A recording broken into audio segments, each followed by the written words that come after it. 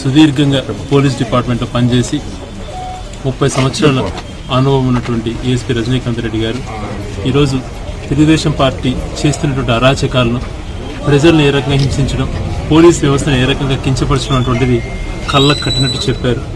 ఒక వ్యవస్థను నాశనం చేయడంలో చంద్రబాబు నాయుడు గారు ఎటువంటి వారో ఒక 30 సంవత్సరాలు సర్వీస్ చేసినటువంటి వాళ్ళ నుంచి విని నిజంగా మాకే బాధగా ఉంది.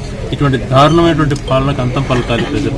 పోలీస్ వ్యవస్థను అగౌరవపరిచేటువంటి ఆ ముఖ్యమంత్రికి ప్రజలు గుణపాఠం చెప్పాలి. ఎప్పుడు పోలీస్ వ్యవస్థ న్యూట్రల్గా ఉంటుంది, వాళ్ళ మనోభావాలతో ఆడుకోకూడదు.